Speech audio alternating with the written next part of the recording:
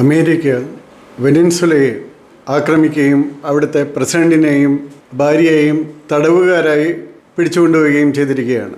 വെനിൻസുലയെ ഒരു drug trafficking country എന്ന നിലയിൽ, അതായത് മയക്കുമരുന്നുകൾ കയറ്റി അയക്കുന്ന രാജ്യമെന്ന നിലയിൽ ആണ് ഇതിന് ആധാരമായി പറയുന്നത്. പക്ഷേ അതിന് എത്രമാത്രം തെളിവുകളുണ്ടെന്ന് ഉള്ള തെളിവുകളൊന്നും പുറത്തു വന്നിട്ടില്ല. ശരിയാണ്, ലാറ്റിൻ അമേരിക്കൻ രാജ്യങ്ങളിൽ പലതും വളരെയധികം മയക്കുമരുന്നുകൾ കയറ്റി അയക്കപ്പെടുകയും വളരെയധികം മയക്കുമരുന്ന് മാഫിയകൾ അവിടെ ഉള്ളതായിട്ടുമുണ്ട്. പലയിടത്തും വലിയ സംഘർഷങ്ങളും ഒക്കെ നടക്കാറുണ്ട്. മെക്സിക്കോ ആയാലും കൊളംബിയ ആയാലും ഒക്കെ അങ്ങനെയാണ്. അപ്പോൾ അതുകൊണ്ട് വെനിസുലയെ അതിലെ പ്രസിഡന്റിനെയും ഭാര്യയെയും പിടിച്ചുകൊണ്ട് പോകുന്നത് നീതീകരിക്കാനാകില്ല. പക്ഷെ ഒരു കാര്യം ശരിയാണ്, ഇന്നലെ ശ്രീജിത്ത് പണിക്കർ അദ്ദേഹത്തിൻ്റെ പോസ്റ്റിൽ പറഞ്ഞതുപോലെ കമ്മ്യൂണിസത്തിൻ്റെ ഭരണം കൊണ്ട് ആകെ തകർന്നു പോയ ഒരു സ്വർഗമാണ് വെനിസുല.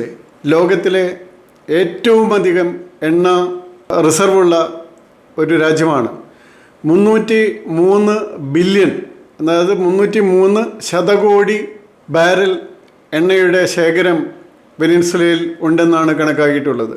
ഇത് ലോകത്തിൽ മറ്റൊരു രാജ്യത്തിനും ഇത്ര അധികം എണ്ണ ശേഖരമില്ല. ഹ്യൂഗോ ഷാവേഴ്സ് എന്ന അവിടുത്തെ മുൻ പ്രസിഡന്റ് കമ്മ്യൂണിസ്റ്റുകാരനായി ചെങ്കൊടിയുടെ അടയാളമൊക്കെ മാറിയെങ്കിലും ആ ഭരണം നശിപ്പിച്ചത് അവിടുത്തെ സാമ്പത്തിക സ്ഥിതിയെയും ജനങ്ങളെയുമാണ്. അതിൻ്റെ തുടർച്ചയാണ് ഇപ്പോഴത്തെ പ്രസിഡന്റ്. 340 ബില്യൺ ഡോളറിൽ നിന്ന് 70 താഴെ ബില്യൺ ഡോളറിലേക്ക് അവിടുത്തെ സാമ്പത്തിക സംവിധാനം കൂപ്പുകുത്തി എന്ന് പറഞ്ഞാൽ നമ്മൾക്ക് ഊഹിക്കാവുന്നേ ഉള്ളൂ. അതോടൊപ്പം അവിടുത്തെ സാമ്പത്തിക സ്ഥിതിയിലുണ്ടായ വ്യത്യാസങ്ങളും അവിടുത്തെ വില നിലവാരത്തിലുണ്ടായ ഉയർച്ചയും നമ്മൾ കണക്കാക്കലേണ്ട. ഇപ്പോൾ തന്നെ ഏകദേശം 350% അവിടുത്തെ ഇൻഫ്ലേഷൻ. ആ ഇൻഫ്ലേഷൻ ഇന്ത്യയിലുമായിട്ട് താരതമ്യം ചെയ്യുമ്പോൾ ഇപ്പോൾ അത് ഏകദേശം 0.7% അപ്പോൾ അത്രയും സാമ്പത്തികമായിട്ട് ഉയരാവുന്ന ഒരു രാജ്യം, സൗദി അറേബ്യയെക്കാളും കൂടുതൽ റിസർവുള്ള ഒരു രാജ്യം ആണ് ഈ വിധത്തിലാവുന്നത്. അതിൻ്റെ കാരണം കമ്മ്യൂണിസമാണ്, അതിന് യാതൊരു സംശയവുമില്ല. പക്ഷേ അമേരിക്ക ഈ വിധത്തിൽ ഇടപെടുന്നത് ഒരിക്കലും ന്യായീകരിക്കാൻ ആകില്ല നമ്മൾക്ക്. അത് വേണമെങ്കിൽ അവിടെ സ്വതന്ത്രമായ ഒരു തെരഞ്ഞെടുപ്പ് നടക്കണം. ആ തെരഞ്ഞെടുത്ത ഗവൺമെൻറ്റിന് അവിടുത്തെ കാര്യങ്ങൾ നിയന്ത്രിക്കാനാകണം. അമേരിക്കയ്ക്കുള്ള പ്രധാന ലക്ഷ്യം അവിടുത്തെ എണ്ണയാണോ എന്ന് തോന്നിപ്പിക്കുന്ന വിധത്തിലാണ് ഇപ്പോഴത്തെ നടപടികൾ പോകുന്നത്. മാത്രമല്ല, എണ്ണയ്ക്കുപരി അതൊരു ഡോളർ എക്കോണമിയെ ബാധിക്കുന്നതാണ്. കാരണം ലോകത്തിലെ ഏറ്റവും പൊതുവായി ഉപയോഗിക്കുന്ന കറൻസി അമേരിക്കയുടെ ഡോളറാണ്. പക്ഷേ 2018 മുതൽ വെനിസുലൻ പ്രസിഡന്റ് ഡോളറിന് പകരം യുവാൻ, ചൈനയുടെ കറൻസി ഉപയോഗിച്ച് അവർക്ക് എണ്ണ കൊടുക്കാൻ തുടങ്ങി. അങ്ങനെ വരുമ്പോൾ അത് അമേരിക്കൻ ഡോളറിന് മറ്റു രാജ്യങ്ങളും സ്വന്തം കറൻസിയിൽ കച്ചവടം തുടങ്ങിയപ്പോൾ ലോക കറൻസി എന്ന സ്ഥാനത്ത് നിന്നും മാറേണ്ടി വരുമെന്ന സ്ഥിതി വന്നു. ഒരുപക്ഷെ ഇതായിരിക്കാം പ്രധാന കാരണം ഇതിനെ പ്രേരിപ്പിച്ചത്.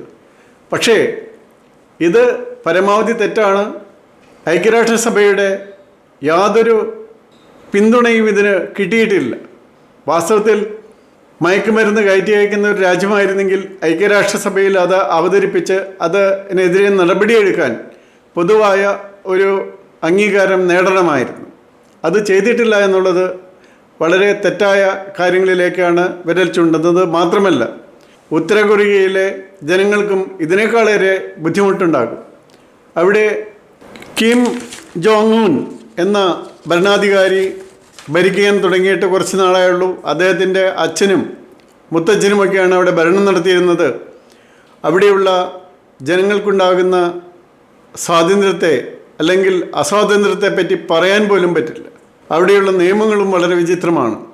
പക്ഷേ അവർക്ക് റോക്കറ്റുകളും അണുവായുധങ്ങളുമുണ്ട്. അതുകൊണ്ട് അവരെ ആരും ആക്രമിക്കുന്നില്ല. പക്ഷേ വെനിസുലയ്ക്ക് റോക്കറ്റുകളും അണുവായുധങ്ങളും ഇല്ല. അതാണ് അവരെ ആക്രമിക്കുന്നത്. അതും നമ്മൾ മനസ്സിലാക്കണം. അതുകൊണ്ട് ഇങ്ങനെ സ്വതന്ത്രമായ പരമാധികാര രാജ്യങ്ങളെ ഈ രീതിയിൽ ആക്രമിക്കുകയും അവിടുത്തെ ഭരണാധികാരികളെ പിടിച്ചുകൊണ്ടുപോവുകയും ചെയ്യുക എന്നുള്ളത് ഒരു കാരണവശാലും അംഗീകരിക്കാനാകില്ല. എത്രയും വേഗം വെനിസ്വേലയിൽ സ്വതന്ത്രമായ തെരഞ്ഞെടുപ്പ് നടത്തുകയും അതോടൊപ്പം അവിടുത്തെ എണ്ണയുടെ കാര്യത്തിൽ അമേരിക്ക ഇടപെടാതിരിക്കുകയും ചെയ്യണം. അവിടുത്തെ എണ്ണയുടെ കാര്യമെല്ലാം അവിടുത്തുകാർക്ക് വിട്ടുകൊടുക്കണം. സ്വതന്ത്രമായ തെരഞ്ഞെടുപ്പ് ഉടനടി അനിവാര്യമാണ്. അത് നടത്തുകയാണ് പ്രശ്നത്തിനുള്ള ഏറ്റവും നല്ല പരിഹാരം. അതോടൊപ്പം അവിടെ നിന്ന് പിടിച്ചുകൊണ്ടുവന്ന പ്രസിഡന്റിനെയും ഭാര്യയെയും ഉടൻ തന്നെ മോചിപ്പിക്കുകയും കൂടി വേണം. UN-ന്റെ നേതൃത്വത്തിൽ തെരഞ്ഞെടുപ്പ് നടത്തുന്നതായിരിക്കും ഉചിതം. അങ്ങനെ ഉണ്ടാകട്ടെ എന്ന് നമ്മൾക്ക് പ്രതീക്ഷിക്കാം.